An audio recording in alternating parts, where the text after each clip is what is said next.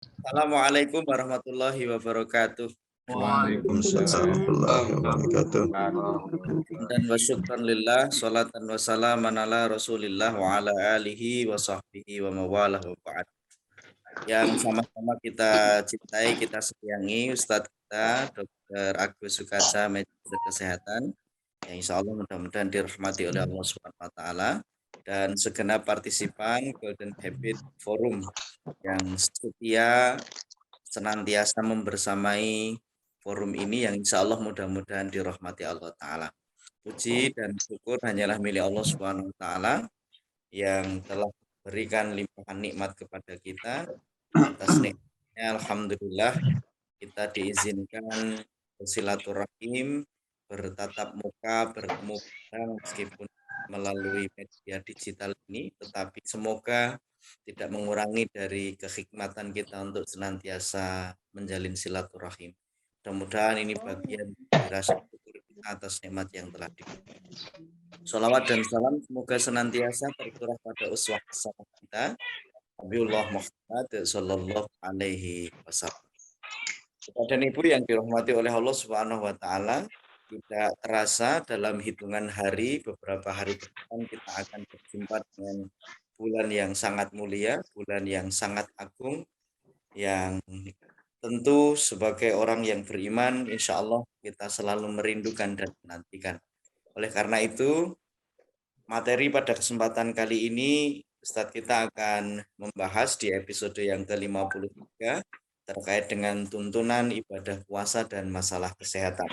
Semoga ini memberikan sebuah ilmu yang luar biasa, pencerahan yang dapat memberikan semangat dan motivasi untuk kita menghadapi bulan suci Ramadan 1443 Hijriah. Oleh karena itu, mari kita awali dan kita buka forum pada kesempatan kali ini dengan baca Bismillahirrahmanirrahim.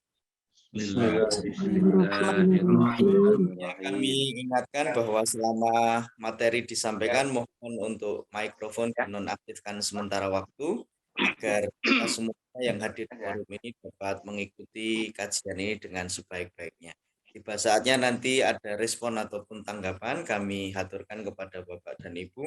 Mohon berkenan untuk raise hand sehingga agar respon atau tanggapan bisa kita berikan dengan sebaik-baiknya. Oleh karena itu, mari kita ikuti bersama-sama kajian pada kesempatan pagi hari ini, dan kepada kita Dr. Agus Sukaca, waktu disilahkan. Assalamualaikum warahmatullahi wabarakatuh. Waalaikumsalam warahmatullahi wabarakatuh. Alhamdulillahi rabbil alamin. Assalatu wassalamu ala ashrafil anbiya'i wal mursalin Muhammadin wa ala alihi wa sahbihi ajmain. Amma ba'd. Bapak Ibu, segenap partisipan Golden Habit rahimakumullah, mulai dari Papua, Ustadz Kamaludin yang tadi pertama kali masuk, ya, alhamdulillah. Kemudian dari Sulawesi banyak, ya, mulai Sulawesi Tenggara ada Ketua PWA, ada Ketua PDM Kendari. Dari Sulawesi Tengah cukup banyak, ada Prof. Rajindra, ya, ada Dekan Kesehatan Masyarakat FKM ini Pak Sudirman, dan yang lain-lain, ya. Dari Gorontalo ada, dari Kalimantan alhamdulillah, mulai Kalimantan Indonesia dan Kalimantan Malaysia.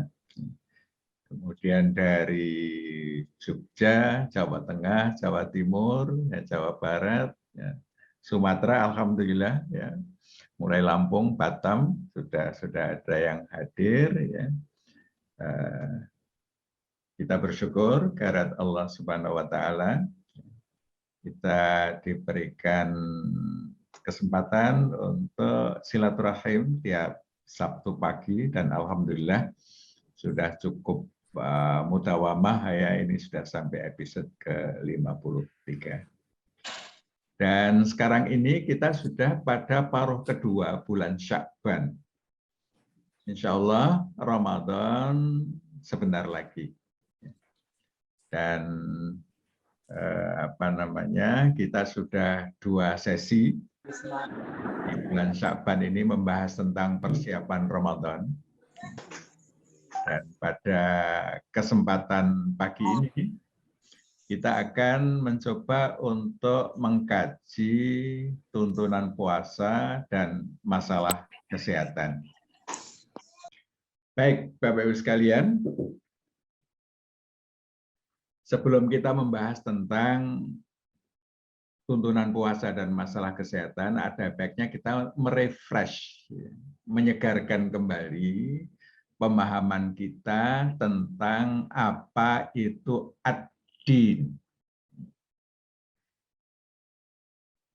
Para ulama memberikan takrif ad-din itu sebagai ma syara'ahullahu ala lisani anbiya'ihi minal awamir wan nawahi wal irsyadat li salahil ibad dunyahum wa akhrahum. Agama atau ad-din adalah apa yang disyariatkan Allah dengan perantaraan nabi-nabinya berupa perintah-perintah, larangan-larangan, dan petunjuk-petunjuk untuk kebaikan manusia, dunia, dan akhirat. Jadi agama itu adalah untuk kebaikan manusia.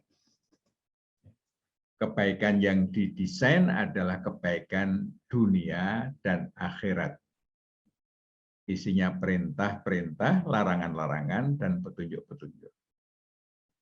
Nah, sehingga Bapak Ibu, saudara-saudara sekalian, bahwa ad-din itu sesuai dengan apa? Maqasid syariah yang dirumuskan oleh para fuqaha. Bahwa maqasid syariah itu antara lain hifdzuddin, melindungi agama, hifdzun nafs, melindungi jiwa atau diri, hifdzul aql, melindungi akal, hifdzul mal, melindungi harta, dan hifdzun nasab, melindungi nasab. Nah, sehingga apapun perintah, larangan, atau petunjuk-petunjuk itu maqasidus syariahnya itu ada ke-5 hal ini. Ya, dari hifdzuddin, hifdzun nafs, hifdzul aql, hifdzul mal, dan hifdzun nasab. Termasuk yang akan kita selenggarakan atau akan kita laksanakan, puasa. Ya, puasa yang insya Allah sebentar lagi akan kita jalani. Ini diperintahkan langsung oleh Allah Subhanahu wa taala. A'udzubillahi minasyaitonirrajim. Ya ayyuhalladzina amanu kutiba alaikumussyam kama kutiba alal ladzina min qablikum la'allakum tattaqun. Baik orang-orang yang beriman, ditetapkan atas kalian berpuasa sebagaimana telah ditetapkan atas orang-orang sebelum kalian agar kalian bertakwa. Quran surah Al-Baqarah ayat 183. Nah, jadi puasa ini berdasarkan ayat Al-Quran Al-Baqarah ayat 183 ini adalah agar kalian bertakwa. Jadi tujuannya adalah takwa, meningkatkan tingkat ketakwaan. Sehingga Bapak-Ibu sekalian, marilah kita luruskan niat kita di dalam menjalani puasa nanti, bahwa berpuasa untuk takwa. kita mesti meluruskan niat bahwa berpuasa itu untuk takwa. Tujuan kita adalah untuk mendapatkan ketakwaan. Dengan tujuan itu insya Allah nanti sehat kita akan dapatkan. Tapi kalau puasa kita untuk sehat, nah takwanya belum tentu didapat. Sehingga tujuan utama adalah untuk takwa, insya Allah kegembiraan yang akan Allah berikan buat kita itu antara lain sehat. Ini yang perlu kita luruskan niat sejak awal. Ya. Jangan kita berpuasa untuk sehat saja. Karena kalau niat utamanya untuk sehat, takwanya belum tentu dapat. Sehingga kita niatnya untuk takwa, maka sehatnya insya Allah akan didapat. Bapak Ibu, saudara-saudara sekalian rahimakumullah, perintah puasa ini adalah perintah Allah buat kita. Ternyata sangat pro kesehatan. Bahwa puasa itu sangat memperhatikan kesehatan. Jadi orang yang sakit itu diberikan dispensasi. Orang yang dalam safar, ya, yang sedang melakukan perjalanan juga mendapatkan dispensasi. Allah memberikan dispensasi. Ya.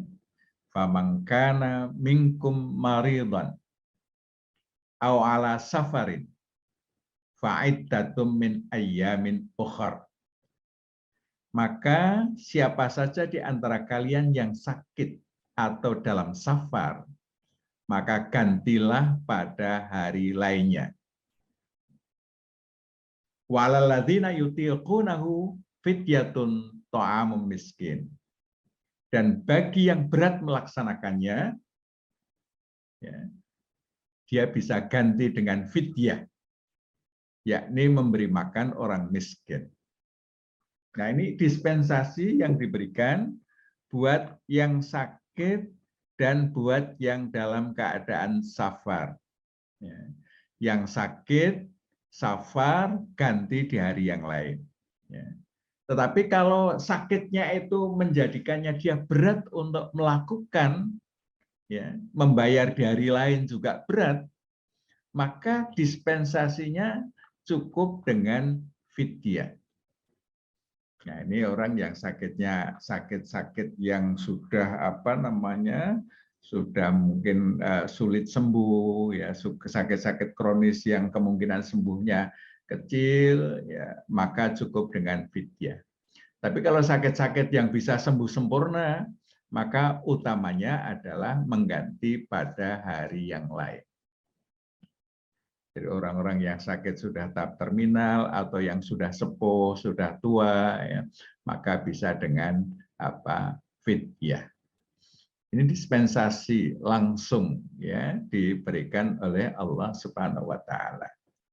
Karena kalau dipaksakan, ya, misalnya dalam keadaan sakit dipaksakan puasa, itu nanti akan menjadikan kondisi tubuhnya bisa semakin memburuk. Ada kondisi-kondisi tertentu, misalnya orang yang kena diare, ya, sudah dehidrasi, ya. Nah, kalau dehidrasi dipaksakan puasa, itu bisa fatal, bisa menyebabkan kematian. Maka harus dilakukan rehidrasi. Ya, harus dilakukan rehidrasi. Rehidrasi bisa dilakukan dengan apa? Dengan minum. Nah, minum ini membatalkan puasa. Sehingga kita memilih tidak puasa karena sakit atau safar, itu kita lihat-lihat kondisi penyakitnya. Kalau hanya penyakit batuk pilek, ya tentu lebih utama atau seharusnya tetap berpuasa karena tidak mengganggu. Tapi kalau sakitnya seperti diare, tidak berhenti-berhenti, maka di situ membatalkan puasa yang seharusnya kita tempuh. Nah, kalau sakitnya sakit diare, pilihannya adalah apa? Pilihannya nanti mengganti pada hari yang lain. Karena diare itu adalah penyakit yang bisa cepat diatasi. Tapi kalau orang misalnya penyakitnya penyakit kanker, ya, dan kondisinya sudah lemah, kedepannya kemungkinan sembuhnya juga kesulitan, maka dia bisa membayar fidyah. Ini puasa ternyata sangat memperhatikan kesehatan. Kemudian ada kondisi-kondisi yang lain. Misalnya ibu hamil, ya, ibu menyusui, itu ternyata juga Allah Azza wa Jalla wadu'anil musafir syatras shalah wa anil musafir wal hamil wal murdi as-shaum. Bahwa Allah Azza wa Jalla membebaskan pada musafir separuh sholat dan membebaskan puasa pada musafir, wanita hamil, dan wanita menyusui. Jadi orang yang musafir, orang hamil, orang menyusui, itu juga dibebaskan untuk berpuasa. Ini betapa ajaran Islam itu sangat memperhatikan kondisi kesehatan. Orang yang hamil, apalagi trimester pertama, itu sangat sensitif dengan gizi. Apalagi biasanya pada trimester pertama itu sering terjadi kondisi yang disebut dengan hiperemesis gravidarum. Muntah-muntah, mual-mual, ya, sehingga apa yang dimakan banyak terkeluarkan. Ya. Dalam kondisi seperti ini, ya, ini puasa membahayakan bagi ibunya dan janinnya. Karena asupan nutrisinya menjadi terganggu. Ya, apalagi banyak dikeluarkan, kalau tidak diberikan asupan lagi, maka nanti bayinya bisa terganggu. Sehingga orang yang hamil, apalagi mengalami masalah kehamilan seperti muntah-muntah, mual-mual, dan lain sebagainya, itu dibebaskan untuk tidak puasa. Rekomendasinya bagaimana? Saya menyarankan yang mempunyai masalah ini sebaiknya tidak berpuasa. Ya, sebaiknya tidak berpuasa. Ini lebih aman bagi ibu dan anaknya. Tetapi kalau sudah pada trimester ketiga, ya, bayinya sudah relatif stabil, tidak ada keluhan-keluhan apapun, ya. Nah, itu melihat situasi, melihat kondisi. Ya. Kalau kondisi terasa berat, ya, sebaiknya tidak berpuasa. Tapi kalau merasa nyaman, ya, nah itu juga berpuasa masih bisa dipertimbangkan untuk pada trimester yang ketiga, ketika tidak ada keluhan-keluhan lagi. Bagaimana dia sebaiknya mengganti pada hari yang lain atau dia membayar fidyah untuk ibu yang hamil? Karena hamil itu nanti masih dilanjutkan dengan menyusui.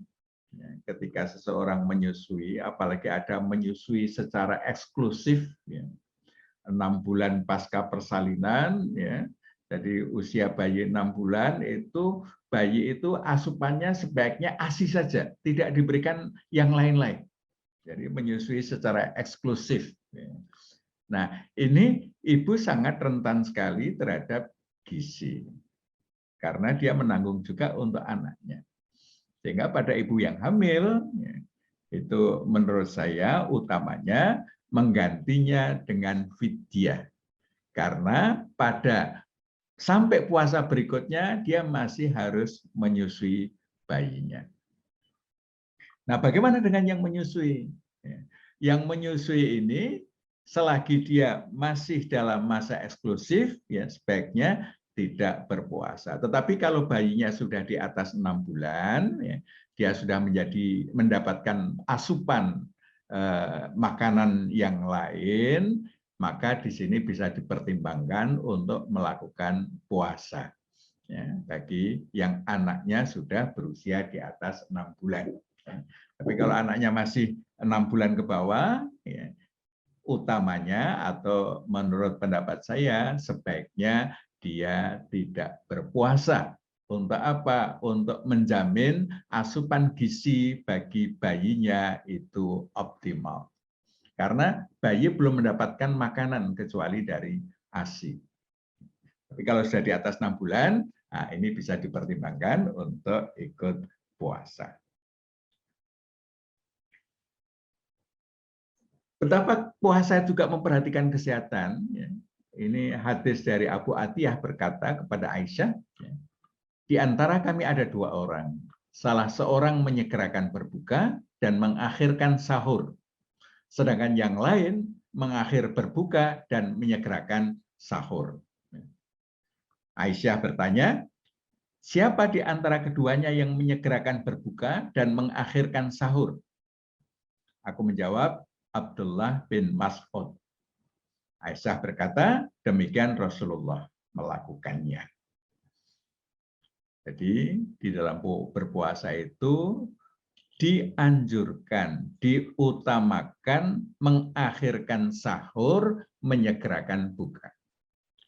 Jadi sahurnya itu menjelang masuk waktu subuh, ya, itu ya disitulah waktu bersahur. Ya. Dan bukannya begitu ghurubus syams, maghrib, ya, itu segera berbuka. Itulah dosis puasa yang terbaik. Jadi kalau dosisnya ditambah, maka dia menjadi berkurang ya, kebaikannya. Sehingga Rasulullah menyarankan kita, ya, sahurnya di akhir, bukanya di awal. Ini dosis yang pas ya, untuk berpuasa. Melebihi dosis itu, ya kalau masih sedikit tambahannya, ya masih dalam toleransi. Kalau banyak tambahannya, nah itu tidak bagus bagi kesehatan. Selanjutnya, ini juga bukti bagaimana puasa memperhatikan kesehatan. Ini Rasulullah bersabda, jika salah seorang dari kalian berbuka puasa, maka hendaklah ia berbuka dengan kurma. Tetapi jika ia tidak mendapatkan kurma, hendaklah ia berbuka dengan air. Karena air itu baginya adalah suci. Nah, Bapak Ibu sekalian, kurma ini adalah buah istimewa. Buah istimewa, kandungannya istimewa. Dia juga memiliki kandungan karbohidrat sederhana. Sehingga kalau kita makan kurma, maka dalam waktu cepat akan dikonversi menjadi energi. Sehingga kita seharian berpuasa, kondisi lemah, ya, maka kalau yang kita gunakan untuk berbuka itu kurma, dia cepat dikonversi jadi energi, kita cepat bugar kembali. Ini kalau kurma. Ya. Berbeda kalau kita makan nasi misalnya, ya. Nasi itu karbohidratnya adalah karbohidrat kompleks. Untuk menjadi energi itu perlu siklus yang panjang. Jadi kalau misalnya kita makan nasi 1 piring ya dalam keadaan puasa, selesai makan itu belum sepenuhnya dikonversi jadi energi sehingga 1 piring itu masih terasa lapar. Padahal sebenarnya di dalam sudah cukup, persoalannya belum dikonversi jadi energi. Nah, biasanya kemudian nambah. Ya. Nah, kalau nambah nanti apa? Kita menjadi kelebihan kalau sudah dikonversi menjadi energi. Padahal kita perlu setelah berbuka, perlu segera melakukan sholat maghrib, berjamaah ke masjid, dan lain sebagainya. Itu perlu makanan yang cepat dikonversi menjadi energi. Nah, kurma ini adalah makanan yang sangat cepat dikonversi menjadi energi. Jadi siapkan kurma, Bapak-Ibu sekalian, di Indonesia tidak kesulitan, apalagi di bulan Ramadan, untuk mendapatkan kurma. Nah, air, ya, kalau tidak ada kurma, air dulu. Ya. Nah, air itu kan apa? Orang itu biasanya tidak cukup tahan terhadap kekurangan air daripada kekurangan makan. Maka haus itu harus perlu direhidrasi terlebih dahulu. Ini betapa puasa sangat memperhatikan kesehatan kita. Nah, persoalan berikutnya adalah apakah puasa itu menyehatkan? Apa menyehatkan, apa melemahkan? Ternyata ada hadis meskipun dari sisi kesahihannya dipersoalkan, ya, sumu tasihhu. Berpuasalah kamu sekalian, kamu akan sehat. Meskipun dari sisi sanad hadis ini dipertanyakan kesahihannya, tetapi dari sisi matan, dari sisi makna, ternyata ini dibuktikan oleh ilmu kedokteran, oleh ilmu kesehatan. Nah, sedikit kita mengkaji tentang bagaimana kerja tubuh kita. Nah, Bapak Ibu sekalian, di dalam tubuh kita itu terjadi proses metabolisme yang berjalan terus-menerus sepanjang kehidupan. Metabolisme tubuh kita, ya, itu diampu oleh organ-organ yang ada di dalam tubuh kita, itu berjalan terus sepanjang kehidupan. Nah, dengan metabolisme, sel-sel, jaringan, organ, dan cairan tubuh dapat giat melakukan aktivitas. Jadi kita ini bisa aktivitas baik, ya pagi ini kita bisa ngaji, nanti kita bisa melakukan aktivitas-aktivitas, itu karena metabolisme tubuh kita itu berlangsung dengan baik. Jadi dari asupan energi yang kita makan, ya, kemudian diproses oleh tubuh untuk melakukan metabolisme, ya. Nah itu semuanya berjalan sepanjang kehidupan kita. Nah, metabolisme itu menghasilkan sampah metabolit yang sebagian besar dikeluarkan dari tubuh melalui ginjal, melalui usus, melalui jalan nafas, dan melalui kulit, lewat evaporasi, ya, lewat penguapan. Ya, jadi metabolit atau hasil sisa metabolisme itu dia mesti dikeluarkan dari dalam tubuh. Meskipun tidak bisa semuanya dikeluarkan lewat organ-organ, ginjal, usus, jalan nafas, maupun kulit. Nah, di samping itu, kita mempunyai sel. Sel ini adalah struktur terkecil di dalam tubuh kita. Nah, sel-sel kita itu juga terjadi metabolisme di situ. Proses kegiatan dan metabolisme di dalam sel, di samping menghasilkan energi, juga menghasilkan sampah. Sebagian besar sampah berupa protein cacat yang tidak berguna. Nah, protein cacat ini banyak diakibatkan oleh pola makan yang didominasi oleh sumber hewani. Jadi orang yang makannya lebih banyak sumber hewaninya dibandingkan nabatinya, maka akan terdapat banyak protein cacat yang menjadi sampah di dalam sel-sel tubuh kita. Nah, Profesor Hiromesingya menganjurkan makannya itu, ya, porsinya protein dari hewani, ya, dari hewani itu maksimal 15% dari total yang kita makan. Yang 85% mestinya nabati. Ya, jadi kita harus banyak makan sayur, banyak makan buah. Ya. Di samping yang hewani, ikan, daging, telur itu adalah hewani. Itu porsinya, kata Profesor Hiromesingya, itu sebaiknya 15% atau kurang sedikit. Ya, idealnya di sekitar 15%. Nah, di masyarakat kita banyak yang makanannya dominan hewani. Makan ikan, lauknya nggak ada sayurnya. Daging nggak ada sayurnya. Nah, ini akan terlalu banyak hewaninya. Di situ akan banyak protein cacat, banyak sampah-sampah yang ada di dalam sel. Nah, efek sampah itu, kalau tidak segera dikeluarkan akan mempercepat penuaan sel.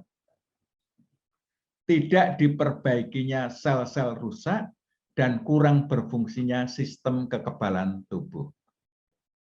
Nah, ini kalau sampahnya tidak dikeluarkan, ya, selnya cepat tua. Usianya masih 40 tahun, tetapi usia selnya itu sudah seperti 60 tahun.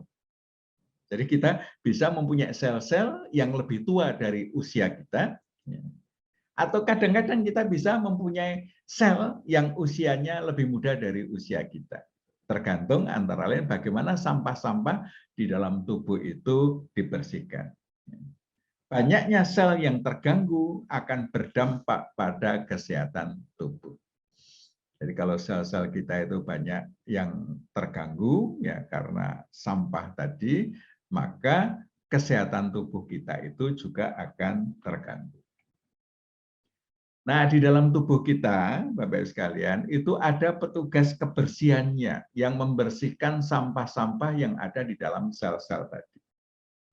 Ada enzim petugas kebersihan bekerja dalam organel namanya lisosom. Ya, ini Bapak bisa lihat ini di dalam sel ini, ya. Ini di kursor yang saya tunjukkan ini ada organel namanya lisosom. Ya. Di situ banyak sekali enzim-enzim yang berfungsi untuk membersihkan. Terdapat 60-an enzim, ya, jenis enzim yang ada di dalam lisosom, ya, disebut dengan enzim lisosom. Ini semuanya terlibat di dalam proses detoksifikasi, pembersihan sampah-sampah dan racun-racun yang ada di dalam sel tadi. Oleh proses autofagi, sampah atau protein cacat dibungkus lembaran mirip kantong untuk dipecah dan dibuang. Sementara protein normal tetap dibiarkan utuh. Nah ini, jadi lisosom ini berfungsi untuk apa? Untuk membersihkan sampah dan protein-protein cacat. Nah, lisosom juga berfungsi sebagai pusat daur ulang. Berfungsi menyusun kembali sampah untuk digunakan lagi. Jadi protein cacat tadi dalam kondisi tertentu itu bisa diperbaiki, didaur ulang untuk bisa dimanfaatkan kembali. Nah, bila proses pembuangan dan daur ulang gagal, seseorang menjadi lesu, tidak bersemangat, tetap lelah sesudah istirahat dan mudah sakit. Jadi ini fungsinya penting lisosom ini ya untuk mendaur ulang dan membuang sampah yang tidak digunakan lagi. Nah, kalau proses pembuangannya terganggu, sel-sel kita akan menjadi tidak sehat dan itu pengaruhnya bagi tubuh kita. Tubuh kita lesu, tidak bersemangat, ya sudah istirahat kok tetap lesu. Ya, ini yang kemudian bisa terjadi. Bapak-Ibu sekalian, ternyata salah satu faktor dalam berpuasa itu akan mengaktifkan enzim-enzim lisosom tadi yang menjalankan proses autofagi, mendaur ulang protein-protein cacat sampah-sampah tadi. Ini Profesor Indonesia itu menyatakan tidak makan adalah pemicu autofagi. Lisosomnya menjadi berfungsi. Nah, sehingga kerja lisosom itu akan menjadi aktif ketika seseorang dalam keadaan lapar. Kalau tidak lapar, proses autofaginya tidak jalan. Nah, ini menurut Profesor Hiromi Shinya. Nah, Bapak-Ibu sekalian, lapar dalam kondisi kita berpuasa, kita lapar, makanan tidak terdapat di dalam usus kita ini. Ya, jadi usus kita ini sempat kosong. Ya, pagi sahur, nah, siang kita tidak makan, tidak isi, nanti siang ya sampai sore itu usus kita itu hampir kosong. Mendekati sore usus kita kosong. Pada saat usus kita kosong, aliran gizi dari usus ke sel-sel tubuh terhenti.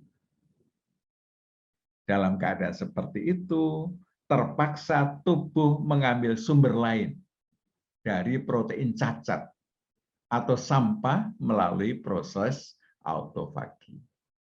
Nah, inilah fungsi pembersihan-pembersihan. Didaur ulang dan juga dibuang yang memang tidak mungkin untuk didaur ulang. Nah, proses ini menjadi detoksifikasi alamiah di dalam sel.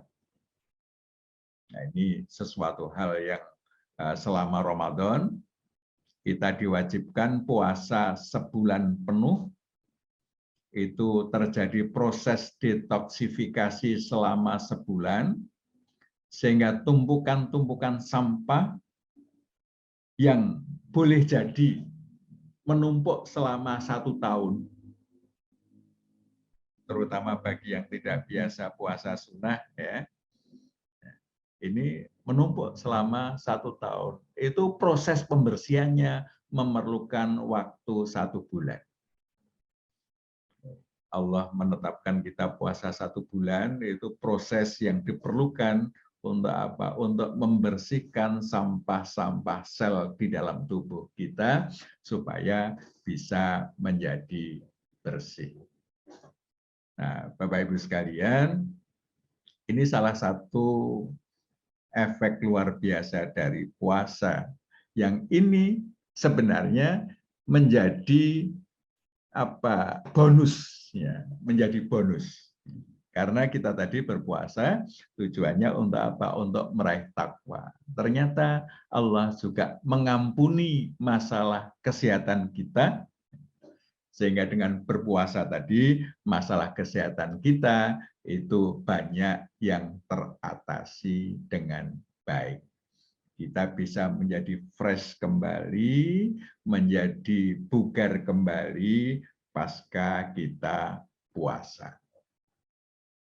Ini seharusnya semakin memantapkan kita bahwa petunjuk Allah itu pasti baiknya. Kita sudah mengkaji banyak hal, ternyata setiap ibadah itu ada manfaat sehatnya. Mulai sholat, puasa, zakat, ya, memberi, bahkan juga ibadah-ibadah yang lain, itu ternyata semuanya mempunyai manfaat kesehatan. Nah, sehingga marilah kita berkomitmen menjalani hidup ini sesuai petunjuk Allah. Karena pasti, ya, pasti baiknya. Pasti kalau kita menjalani sesuai petunjuk Allah, manfaatnya baik. Itu sebuah kepastian, ya, sesuai dengan pengertian ad-din tadi, semuanya adalah lissolahil ibad dunyahum wa ukhrahum. Bahwa agama itu diberikan oleh Allah buat kita untuk kebaikan kita dunia akhirat. Dan insya Allah puasa nanti semakin memantapkan komitmen kita di dalam mengikuti petunjuk-petunjuk Allah. Demikian Bapak Ibu sekalian, ya, seputar puasa dan masalah kesehatan. Hadanallah ya'akum ajma'in. Nasr minallah fathun qarib. Assalamualaikum warahmatullahi wabarakatuh. Waalaikumsalam. Waalaikumsalam warahmatullahi wabarakatuh. Terima kasih Ustadz atas kajian yang sangat mencerahkan, memberikan tambahan keyakinan bagi kita, bekal ilmu yang luar biasa untuk melaksanakan perintah puasa di bulan suci Ramadan dan kebiasaan kita dalam berpuasa sunnah dalam keseharian. Terima kasih. Dan ini ada yang mengawali di room chat ini dokter, biar tidak terlewat karena biasanya nanti kalau sudah ada respon di room chat itu akhirnya tidak respon. Terkait dengan fidyah ini tadi dokter, di room chat itu ada dari Bu Nur Faridah dan Bu Nur Hayati ini. Nah, yang pertama fidyah itu di tuntunannya apakah memberikan makan orang miskin, satu orang miskin, atau memberikan makan kepada orang miskin satu hari. Jadi ini ada dua hal yang mungkin perlu diperjelas. Kemudian ya berikutnya tentang kurma tadi, apakah didahar atau dimakan ketika kapan, itu di sahur apa di waktu bukanya? Mohon ditanggapi dulu dokter. Iya, oke. Fidyah ada ketentuannya, ini Ustaz Ziyad nggak ada ya, ini Ustaz Ziyad mestinya yang menjawab ini. Ya, fidyah itu kan 1 hari puasa dibayar fidyah dengan ukuran 1 mud. Ya, 1 mud itu ukuran ukuran yang ada di zaman Nabi. Itu kalau konversi sekarang itu kurang lebih bahan pokok sekitar setengah kilogram. Ya, sekitar setengah kilogram itu 1 mud. Tentu dilengkapi dengan lauk pauknya. Ya, jadi misalnya kita dengan makan pokok kita beras, ya 1 hari itu setengah kilogram beras plus lauk pauknya seperti yang biasa kita makan. Nah, ini untuk 1 hari puasa. Kemudian untuk kurma tadi kan tuntunan Nabi itu dimakan sebagai pembuka-buka kita. Pembuka-buka kita. Jadi begitu masuk waktu maghrib, yang pertama kali kita makan kurma, itu maka proses bugarnya badan itu cepat teratasi, cepat terjadi. Jadi mungkin dalam beberapa menit setelah kita makan, sudah terkonversi menjadi energi, sehingga kita ke masjid itu sudah dengan tenaga yang baik, ya. Nah, itu waktu kita makan kurmanya. Kalau sahur mau makan boleh juga, cuman untuk sahur ya, ini insya Allah nanti di Sabtu depan kita akan materinya tentang tip bugar selama Ramadan. Insya Allah nanti mudah-mudahan Dr. Barkah bisa mengisi ya. Nanti bagaimana tip kita bisa tetap bugar, antara lain memilih makanan-makanan untuk sahur itu makan apa saja supaya bertahannya sampai sore itu kita tetap bugar. Ya, dan juga bukannya kita memilih apa. Demikian ya. Silahkan ada yang ingin menyampaikan respon dan tanggapannya. Kalau yang di room chat sementara 2 itu dokter. Oke. Boleh saya Pak Ustadz? Silahkan dokter Aragan Bunda J. Terima kasih Pak Agus. Jadi saya pernah mendengar Pak Ustadz kalau di dalam sejarahnya dulu orang beribadah sampai dia lapar ya, dia sudah lemah, sementara sholat malam harus dilakukan sekian rakaat, lalu dia ikatkan perutnya karena laparnya, dia ikatkan perutnya ke tiang, kemudian ibadahnya dia lanjutkan sampai selesai. Nah, jadi kalau saya mengasumsikan apakah ini sebenarnya kita identikan dengan puasa tadi. Memang kalau secara kesehatan dan kedokteran seperti yang Pak Ustadz jelaskan. Tapi kemudian kita berpikir, karena ada cerita-cerita seperti itu tadi sejarahnya Pak Ustadz, bahwa kalau mau beribadah jangan perhatikan lagi kita misalnya seperti tadi yang dijelaskan secara kesehatan. Nah, jadi apakah memang kalau misalnya kita harus berpuasa jam 4 perut kita sudah perih, sudah sakit rasanya. Apakah kita harus berbuka atau terus kita lanjutkan saja sampai jam 6 walaupun berjuang ini kesakitan perutnya. Nah, bagaimana tuh Pak Ustadz mengenai sakit dan ibadah? Terima kasih Pak Ustadz. Assalamualaikum. Waalaikumsalam warahmatullahi wabarakatuh. Ya, Dr. Erker dan Bapak Ibu sekalian, itu cerita tentang orang yang puasa terus. Kemudian orang yang bangun malam terus, ya, artinya malam itu digunakan untuk bangun terus. itu adalah cerita yang kemudian Nabi melarang orang yang puasa terus jangan puasa terus ya. Itu apa namanya tidak baik. Kita boleh puasa tetapi juga harus berbuka. Nah, orang yang ngotot ini akhirnya diberikan dispensasi oleh Nabi. Oke, kalau kamu pengen puasa terus, kamu bisa puasa sehari, buka sehari. Artinya puasa Daud. Itu maksimal yang boleh dilakukan. Nah, itu konteksnya adalah Nabi melarang kita puasa terus-menerus sepanjang hayat, puasa terus itu dilarang. Demikian juga kita malam itu bangun terus, itu juga dilarang. Udah bangun secukupnya saja, ya. Sepertiga malam itu sudah cukup. Sehingga kita jangan memaksakan diri di dalam melakukan ibadah. Karena inna fil jasadi alaika haqqan. Di dalam tubuhmu itu ada hak yang harus engkau penuhi.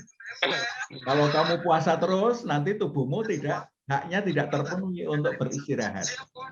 Jadi konteksnya itu, Dr. Aragar ya. Jadi kita dilarang puasa terus-menerus, dilarang kita sholat sepanjang malam terus-menerus.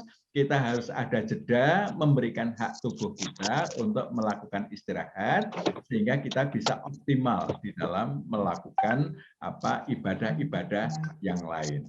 Ya, saya kira ini konteksnya. Ada yang belum terjawab? Terima kasih Pak Ustadz. Ya. Terima kasih Pak Agus Budiantoro. Dokter. Demikian penjelasannya tadi dari Ustadz kita. Monggo Bapak Ibu yang lain. Sambil menunggu mungkin Dok ini juga perlu diperjelas kembali Dok, karena di jamaah kita itu meskipun di himpunan putusan tarjih itu juga sudah dirumuskan, tetapi terkait dengan membayar fidyah ini Dok. Mungkin dokter nanti bisa memberikan penjelasan yang lebih tajam gitu terkait dengan rukhsah atau dispensasi yang diberikan kepada ibu yang hamil dan menyusui. Nah, ada satu persoalan yang sering muncul itu bahwa ketika ibu hamil dan menyusui itu sudah diberikan cara untuk mengganti puasanya dengan membayar fidyah, tetapi juga sering masih dipahami setelah membayar fidyah itu pun dia harus mengkodok puasa yang ditinggalkannya itu. Nah, ini bagaimana Dok? Karena memang ada yang masih punya keyakinan seperti itu. Meskipun tadi kalau kita tangkap secara sekilas penjelasan dokter itu sudah cukup jelas bahwa cukup dengan memberikan fidyah, maka puasa yang ditinggalkan itu sudah digantikan dengan fidyah tersebut. Mohon bisa dipertajam Dok. Ya. Kalau ayatnya itu kan au ya, au fidyatun. Au fidyatun. Au itu pengertiannya adalah atau. Atau itu artinya kita memilih salah satu. Mau iddatun fil ayamil ukhor, ya, mengganti pada hari akhir, au fidyatun atau fidyah. Jadi artinya pilihan, bukan wa. Kalau wa itu kan dan, ya. Jadi mengganti dan fidyah. Ini kalau kita pakai wa, tetapi ayatnya adalah au, maka kita memilih salah satu. Nah, pemilihannya untuk ibu hamil menurut saya itu fidyah. Karena setelah hamil nanti masih ada proses menunggu persalinan, setelah persalinan ada menyusui. Sehingga belum selesai menyusui sudah datang Ramadan tahun berikutnya. Ya, ini untuk yang hamil. Tapi untuk yang ibu menyusui, ya, ibu menyusui misalnya dia masih masa eksklusif, ya, dia tidak berpuasa, menurut saya utamanya iddatun min ayyamil ukhor, mengganti pada hari yang lain. Ya, dengan catatan ya, nanti sudah pada dalam masa 1 tahun sebelum puasa berikutnya itu masih ada masa di mana dia sudah tidak menyusui secara eksklusif. Nah, ini saat untuk membayar. Itu pilihannya. Ini berdasarkan rekomendasi kondisi kesehatannya. Ya, saya kira demikian. Ya. Oke. Terima kasih Dok. Monggo Bapak Ibu yang lain masih ada waktu sekitar 10 menit. Assalamualaikum warahmatullahi wabarakatuh. Warahmatullahi wabarakatuh. Silakan. Waalaikumsalam warahmatullahi wabarakatuh. Ya, saya Indra Ustaz, ya, dari Berau. Monggo. Terkait teknis ya, bayar fidyah ini. Ya, itu sebaiknya setiap hari atau dirapel aja sebulan nanti waktu di ujung Ramadan. Ini teknisnya. Saya kira itu Ustaz ya, penjelasannya. Assalamualaikum warahmatullahi wabarakatuh. Waalaikumsalam warahmatullahi wabarakatuh. Ustadz Indra ini sudah tahu jawabannya. Ya, artinya. Sudah tahu sebenarnya. Ya, jadi secara teknis menurut saya kita diberikan kemudahan ya. Kalau kita sudah ada, kita bisa bayarkan di awal ya. Ketika kita merencanakan sampai akhir Ramadan itu kita tidak berpuasa, di situ masih hamil, ya itu bisa sejak awal langsung diserahkan. Ini silahkan digunakan untuk apa? Untuk konsumsi selama Ramadan bagi orang-orang miskin yang mau dibayarkan fidyah. Ya, saya kira sebaiknya jangan sampai melewati hari puasanya. Terima kasih Ustaz. Ya, sama-sama. Ini ada beberapa dokter ini. Agus. Monggo Dokter Joko. Baik, bismillahirrahmanirrahim. Assalamualaikum warahmatullahi wabarakatuh. Waalaikumsalam warahmatullahi wabarakatuh. Ustaz Dr. Agus, mensikapi perbedaan waktu subuh. Kalau di putusan pimpinan pusat Muhammadiyah untuk saat ini kan subuh itu jam 4.34 atau 35 ya. Sementara kalau kita mendengar di sebelah sana di sistem itu ya, kalau tidak salah jam 4.27 itu. Bagaimana ini Pak Agus? Kalau kita yakin ya, nanti kalau ada pertanyaan-pertanyaan tetangga begitu gimana nih, Dr. Agus? Iya. Ya, jadi Muhammadiyah dalam ijtihadnya sudah menetapkan waktu subuh kita itu 2 derajat setelah waktu subuh yang biasa dilakukan oleh orang di Indonesia. Ya, 2 derajat itu konversi waktunya 1 derajat sekitar 4 menit. Sehingga kita itu 8 menit lebih lambat daripada jadwal yang berlaku di Indonesia saat ini. Sehingga subuh kita lebih lambat. Nah, saya kira ini bisa menjadi keyakinan kita bahwa waktu subuh kita, kita bisa melihat benang putih. Benang putih bisa kita lihat itu adalah 8 menit lebih lambat daripada jadwal yang berlaku umum pada saat ini. Bagaimana dengan puasanya? Kalau kita berlaku imsak itu kan biasanya kita mulai menahan, hanya menyelesaikan yang sudah kita ambil, ya. Itu kan 10 menit sebelum masuk waktu subuh. Nah, ini waktu umum itu bisa kita jadikan sebagai imsak kita. Ya, jadi waktu itu kita sudah mulai berhenti. Nah, ini saya kira aman insya Allah, Dr. Joko. Jadi ini sebuah keyakinan bagi kita, waktu subuh kita adalah lebih lambat 8 menit daripada yang berlaku umum. Sehingga kalau misalnya sudah ada azan menggunakan jadwal waktu yang umum, itu kita makan tidak membatalkan puasa. Tapi lebih hati-hati kalau kita sudah nggak makan lagi itu ya. Ya, lebih hati-hatinya itu kita jadikan sebagai waktu imsak kita. Ini untuk kehati-hatian. Ya. Untuk kehati-hatian.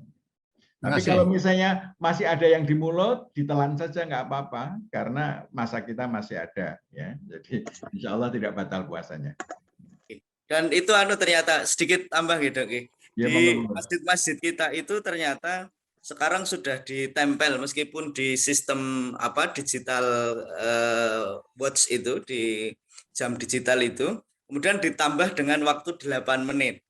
Nah, sehingga ini relatif karena tidak hanya puasa, saya kira yang sangat kritikal terkait dengan sholat pun juga demikian. Karena kalau belum waktunya sholat, kok kita sholat kan juga menjadi persoalan.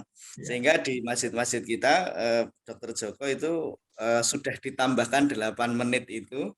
Setiap di digital watch itu ada tulisan bahwa meskipun sudah ada tanda yang berbunyi, tetapi azannya pun tetap ditambah 8 menit. Itu yang terjadi. Itu jam digital itu bisa disetting, Mas? Ternyata enggak bisa, Pak. Ada yang bisa, ada yang enggak.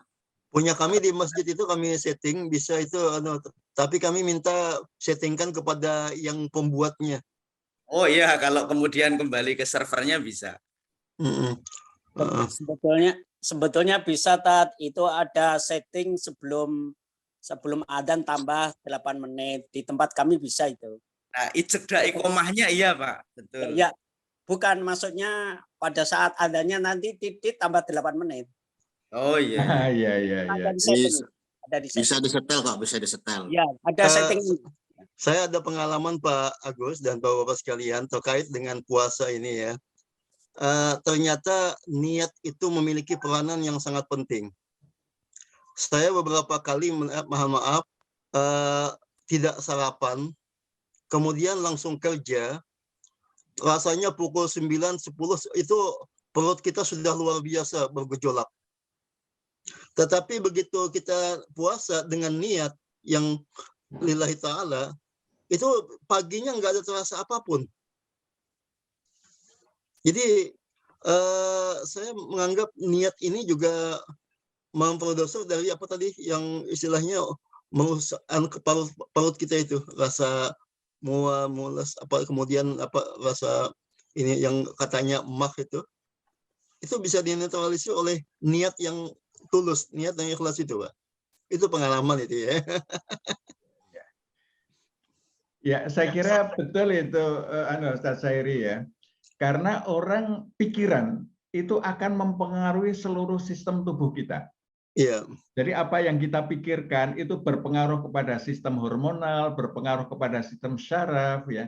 Sehingga kalau kita tidak berpikir puasa, pagi nggak sarapan, ya itu apa jam 11 sudah terasa pengen makan. Iya. Tapi kalau kita puasa, nanti mempengaruhi apa pencernaan kita, mempengaruhi segala macam itu, sehingga pikiran kita, ya makanya nanti setelah maghrib itu akan berpengaruh. Itu betul sekali, Ustaz Sairi. Iya. Barangkali bisa menambah, Ustaz Agus. Silakan. Betul, saya juga setuju itu, Pak Sairi. Ada sesuatu yang yang luar biasa ciptaan Allah untuk tubuh kita ini, luar biasa. Ya Allah menciptakan tubuh kita dengan segala kesempurnaannya, Pak. Iya. Artinya apa, Bapak Ibu? Jadi kalau kita sudah terbiasa melakukan kegiatan sunnah puasa misalkan ya, itu barangkali memang lambung kita itu menjadi mengecil atau apa ya, Gus. Jadi pada saatnya nanti kita melakukan puasa sebulan penuh di bulan Ramadan, itu enggak terasa apa-apa. Iya. Itulah kelebihan Allah itu menciptakan tubuh kita kan sangat sempurna, Pak. Sangat mudah menyempurnakan diri ya tubuh kita itu. Barangkali itu Ustaz Agus. Ya, saya kira betul sekali apa yang disampaikan oleh Dr. Joko. Jadi memang interaksi antara pikiran, interaksi dengan sistem tubuh itu terjadi secara dinamis, sehingga niat itu menjadi sesuatu yang penting karena niat adalah pikiran kita. Hari ini mau puasa kan kita berniat itu pikiran kita hari ini puasa ya. Atau mungkin hari Senin puasa itu akan menjadikan sesuatu penyesuaian tubuh kita dengan apa yang kita niatkan. Ini dahsyatnya ciptaan Allah ini yang luar biasa. Allah Maha Pengasih Penyayang. Amin. Allahu Akbar. Baik, Bapak Ibu, Dr. Agus masih ada yang ingin disampaikan untuk? Saya kira sementara cukup. Insya Allah nanti di akhir bulan Sya'ban kita bicara tentang tip bugar selama puasa. Dr. Agus Sukaja, Bapak dan Ibu yang dirahmati oleh Allah SWT. Terima kasih atas segala perhatiannya dan respon yang sangat luar biasa, lebih berkaya dan mencerahkan kita semuanya. Terima kasih. Dan tiba saatnya forum pada kesempatan kali ini kita akan segera akhiri. Namun insya Allah mudah-mudahan Sabtu depan kita bisa bertemu dan berjumpa kembali. Mari kita bersama-sama berucap syukur kepada Allah Subhanahu wa taala dengan membaca alhamdulillah. Alhamdulillah. Alhamdulillah.